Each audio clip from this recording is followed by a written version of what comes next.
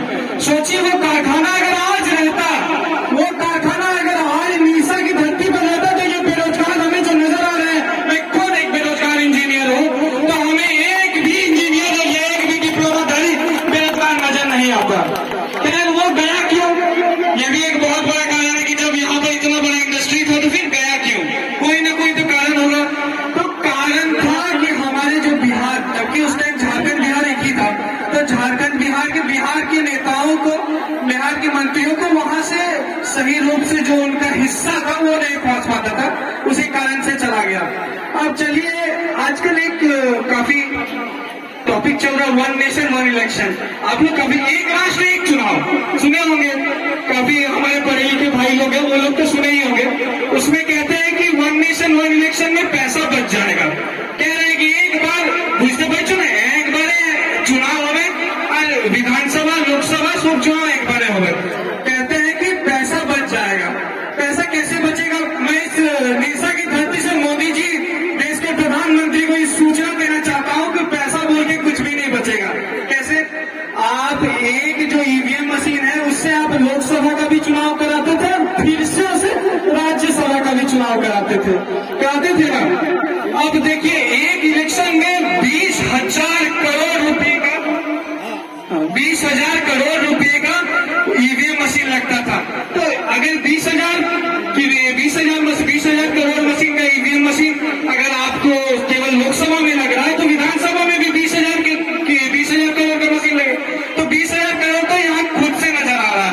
दूसरी बात, जब चुनाव होता है काला धन बाहर आता है, 2 बार चुनाव होता है, 2 बार काला धन बाहर आता है। अब देखिए, केवल एक बार बाहर आएगा, क्योंकि एक मोदी जी का नारा था काला धन वापस लाएंगे। अब यहाँ पे हम क्लियर नजर आ रहा है कि काला धन को छुपाने की एक छोटी सी साजिश है, जिसे देश के विभिन्न नेताओं को समझ में ही नहीं आ रहा है।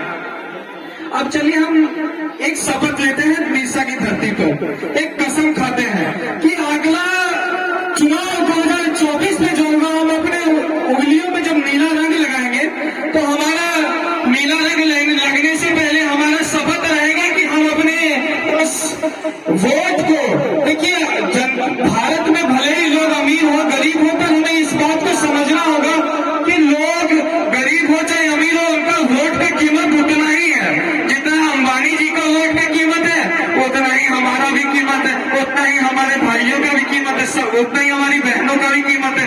तो वोट को, अपने वोट को केवल गिनती में ना रखकर, वोट को केवल उसके लिए वोट दें जो अपने बच्चों के भविष्य में काम आए। जो छोटे छोटे बच्चे हमारे गोद में है, वो वोट केवल उनका उज्जवल भविष्य के लिए होना चाहिए। यूं कहें कि 2024 में हमें चुनाव, देखिए हम लोग कहते रुक गया, हमें लगा कि हम वोट के लिए अपील कर रहे हैं, लेकिन हम वोट के लिए अपील नहीं कर रहे हैं, हम आपके हमारे हक अधिकार की बात कर रहे हैं। जो देखिए, एक छोटा सा और जानकारी है कि फ्रेट इक्विलाइजेशन पॉलिसी, आज हमारा कोयला जिस रेट में झारखंड में है, सेम रेट में आपको तमिलनाडु में भी मिलेगा। क्या कश्मीर का सेव जो 10 रुपए के जी कश्मीर में, झारखंड में 10 रुपए के जी मिल रहा है क्या? नहीं ना। क्या ऑरेंज जो संतरा है, नागपुर का संतरा 4 रुपए के जी, वो झारखंड में 4 रुपए के जी मिल रहा है क्या? नहीं ना। ये सवाल उठाएगा कौन कि झारखंड का कोयला 5 रुपए के जी, यहाँ भी 5 रुपए के जी, केरला में भी।